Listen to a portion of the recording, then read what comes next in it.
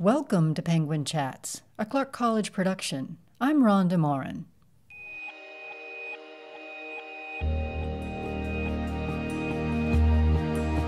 Ellie Alexander is a Clark alumna and author of the popular Bakeshop Mystery series, as well as other series. She was at the Todd and Maxine McClaskey Culinary Institute at Clark in July to launch her latest book, Till Death Do Us Tart.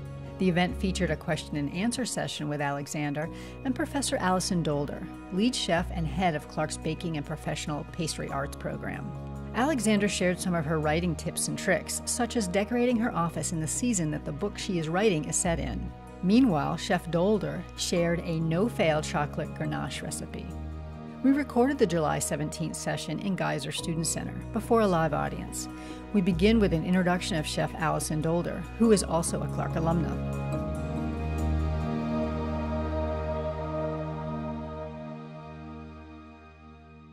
She owned her own business before moving to the West Coast, and then when she came here, she became a, and I'm going to say this slow, viennoiserie baker. And now you have to look that one up, or she'll have to tell you what it means, at the Pro Bakery in Portland. And she is a Penguin, so she got her Associate's Applied Science in Baking and Bakery Management here at Clark, and now she is the department head for our professional baking program. So welcome, Allison. So as many of you know, our special guest is Ellie Alexander, and she is a Pacific Northwest native, and if you've read even one of the books, you kind of know she likes the Northwest. So whether it's Meg Reed, the aspiring journalist attempting extreme sports here, or Sloane Krause, our brew mistress from Leavenworth, or Britta Johnston, the budding floral artist from River Place Village in Portland, or of course Jules Capshaw, the artist and pastry chef from the home of the Oregon Shakespeare Festival. So when she's not writing, which I can't imagine with all those books when she isn't writing, she can be found testing pastries in her kitchen, or researching, as she calls it, in the local coffee houses and brew pubs. So, which is also why she enjoys being outside hiking, because she's got to kind of work off those research calories. And our moderator today is Rhonda Morin, who is the Clark College Foundation Communications Director. So I'm going to hand it over to Rhonda. Thank you, Vivian.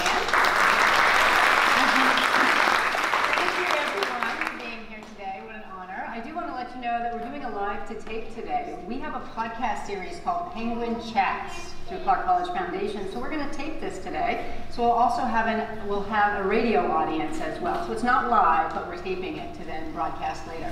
So in other words, you'll get to hear this again and or share with your friends.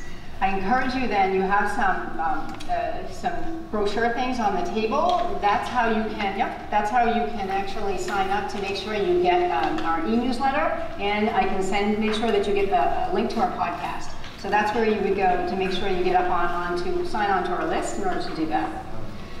But without further ado, I am going to ask some good questions to both of these lovely ladies, and to learn a little bit more about the writing process and about how Ellie thinks the way that she does, and about the wonderful baking process and what the students here at Clark learn and do every day to be able to, be the employees in your favorite pastry shops and whatnot. So Ellie, let me start with you first, and I just have to ask this because I was out looking at all of the books that Vintage was showing. A batter of life and death, fudge and jury, the in-cave danger.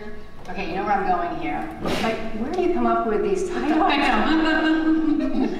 Well, I think the beautiful thing about the titles is they inform you as the reader. If you pick up a book called Till Death Do Us Tart, and I do feel like every time you say a title, you should say it with a little like murderous emphasis. But I think you know immediately what you're getting into. You're probably not going to be reading Shakespeare or a classic. Maybe there might be little touches of that, but it lets you know those titles are meant to inform you that you're about to hopefully have a fun read. But do these things come to you in the middle of the night, in the middle of the copy, writing a scene? Like, where does that Yeah, usually, honestly, the title is almost always the last thing. Whenever I'm working on a book, I have a working title, and then I will usually write an entire first draft, and I'll get to the end of it and think, okay, well, that title's not going to work now that I actually know what the story is. And so it's a family affair. My son comes up with titles, my husband does, my editor does. There are a lot of puns flying around our house most days. If you have good puns, readers have sent me title ideas, bring them on. I need them. Especially Bakeshop. We're getting deeper and deeper into books, so I'm running out of good puns. Excellent. Okay, so you all have a job out there. Then we get some new titles. That's coming up next. Since we talked a little bit about the title of that, let's dig into the book a little bit more. Tell me a little bit about scene writing. Like, how do you know when you've got the right amount of detail in the scene? Yeah, that's a great question. And the answer is I never, ever know. I never finish a book and think like, I always think, I could have done one more thing better or deeper. But what I do is I write a first draft of every manuscript, and then I let it sit like a fine wine, or I don't know, a soup? Sourdough starter. Sourdough starter, there it is. And that could be a title somehow too. I let it sit and marinate, and I walk away from it. That's why I write more than one series, because I take my head out of whatever I'm working on in the moment. And then I come back to it, and I do usually 3 rounds of edits, and each edit I layer something in. So the food for the Bakeshop is always the last thing that I layer in. And so each scene I kind of look at, in a first draft I might be like, Jules is making soup. And in the second draft she's still making soup, but suddenly Ashland is coming to life. And then the characters are doing more than just sitting. Maybe it's like, this character keeps brushing his nose or something that's gonna throw some suspicion. And then lastly, it's the food. Then the soup becomes, a beautiful, dense bone broth that she's been working on for hours, and the smells and. Nice. Yeah. Great. Well, since you mentioned the Bakeshop Mystery, let me switch it over to Allison here. Now, Allison, the main character in her Bakeshop Mystery, Jules, okay, she is a professional pastry art chef, like yourself. One of the areas that she refers to often in the book is her training in culinary and how she was really strict, and the importance and the strictness around food safety and around safety in the kitchen. So explain for us a little bit, what's one example of one of the hardest and then one of the easiest things to teach about safety for Clark College students? I think one of the easiest thing is the constant sanitation. So particularly now where we have these big windows and everybody can see what we're doing, we always reinforce to the students, when you go out of the bakery and come back in, the first thing everybody sitting outside that window should see is you going to the sink and washing your hands. So every time you go out, come back in and wash your hands. So it's just kind of, you just have to reinforce it a lot. And even with the staff, we talk about that a lot.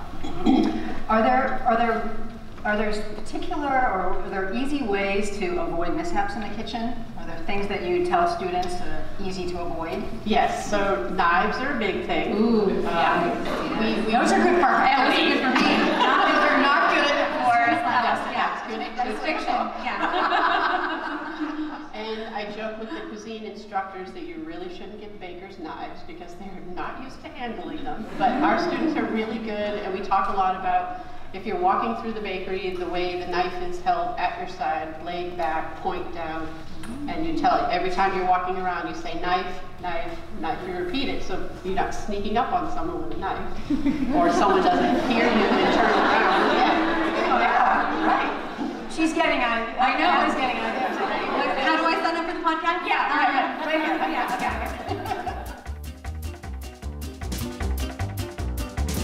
So I know, in talking with writing students here at Clark's, we have a writing program, a great writing program, that they often struggle with how to end stories, like how to bring enough resolution in a way that's dramatic, but not too fast, not too unrealistic. So tell me how do you grapple with and solve the problem of ending something dramatically on a realistic note that isn't over the top? Yeah, absolutely. I mean, I think because we're all mystery readers here, you have to suspend some belief. because it's highly unlikely that a pastry chef is going to be invited onto a crime scene most of the time. I don't know. Have you been on a lot of crime scenes? Maybe. No, well, sometimes in the bakery, I feel like.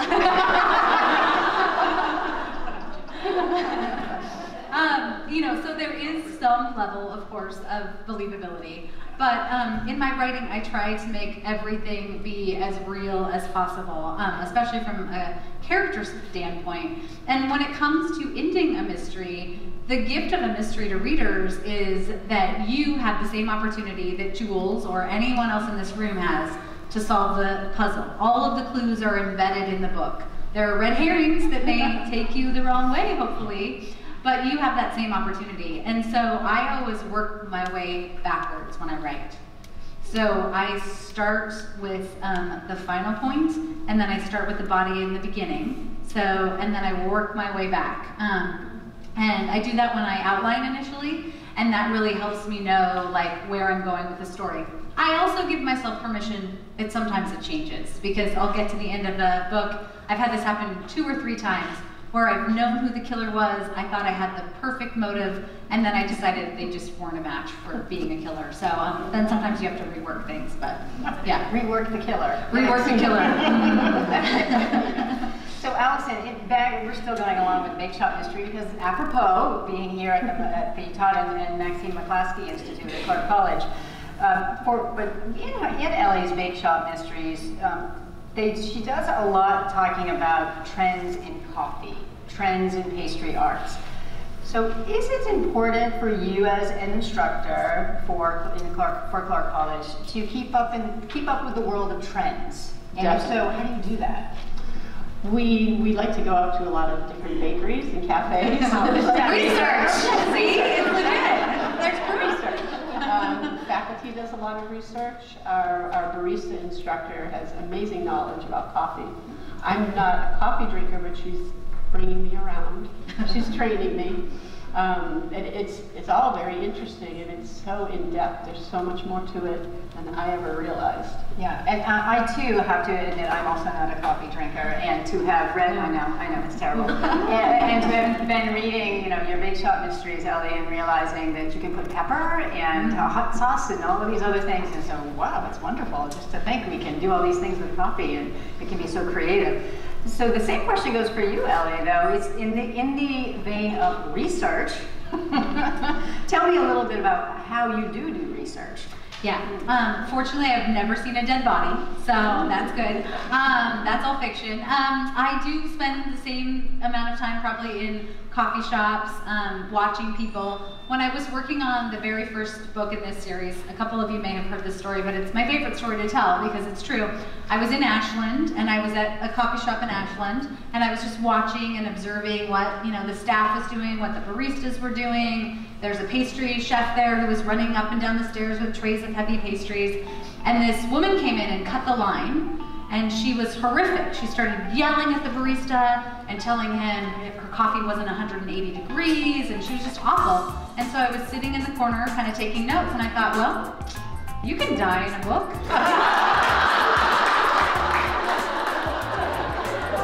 And she did.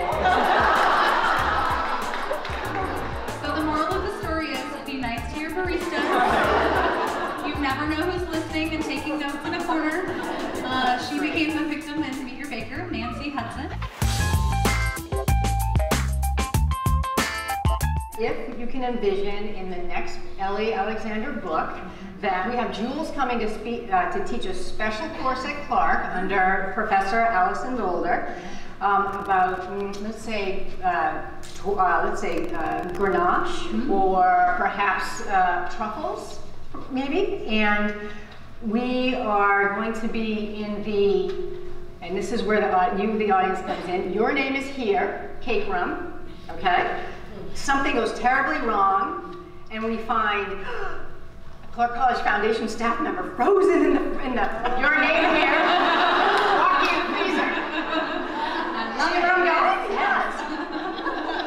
Do you think we can work with that? Absolutely. It's done. It's already in my head. Yes. So there's opportunity right now. We're just saying that your name, audience, your name, an individual here could be the blank cake room. the Jennifer Smith cake room that is part and parcel of Ellie's, featured in Ellie's next book. Yes, it has to happen. And with Professor Doler showing the best way to make ganache. Okay, for covering chocolates, covering cakes. Actually, it's very simple. Is it? Ganache is not as hard as people think it is. It sounds terribly complicated. The one that we use is just equal parts heavy cream and a really good chocolate. So like a Calvo or Schlafly, lots of different really good chocolate. Equal parts. So if you have a pint of heavy cream, then you need 16 ounces of chocolate. Just bring the cream just up to just under a boil. Have the chocolate chopped up, pour the heavy cream over it, and then stir that. If you have a stick blender, that's even better. That'll make a nice emulsion. Very simple. And then you can either coat something with it, or you can make truffles out of it, or you can put it in your hot cocoa. Or if you're really hungry, you can just eat a spoon. Sounds wonderful.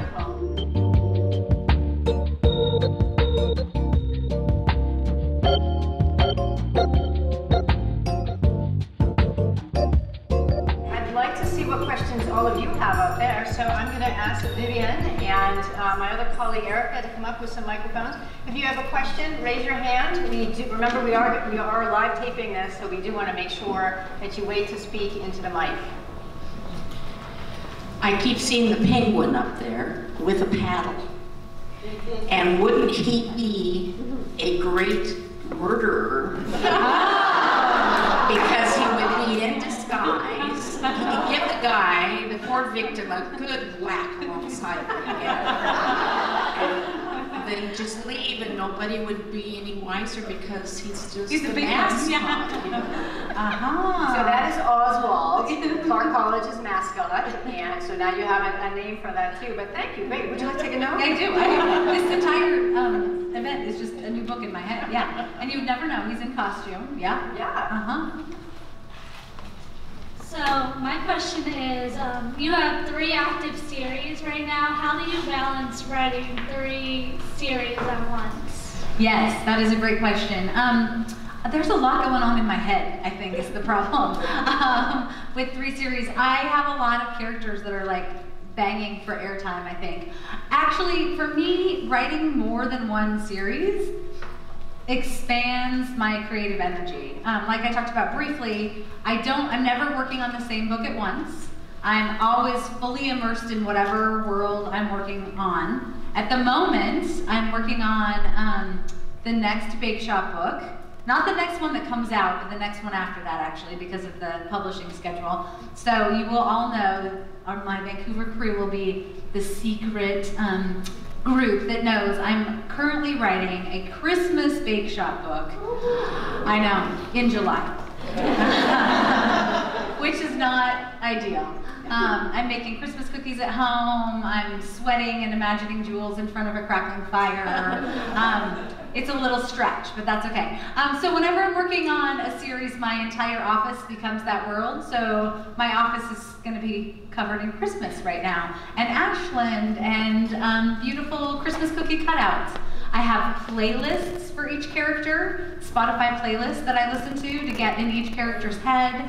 And then, like, once I finish that, I'm going to be working on the 3rd book in the Leavenworth, the beer series. So my office will change out again. It will be beer and German steins and lederhosens, and I listen to a lot of German music when I'm working on that series. So yeah, but I find that having space from a book and a series opens me up to see what's not working then too. I think I would spend too much time trying to tinker and tinker if I didn't step away and do something else and then come back to a project with fresh eyes.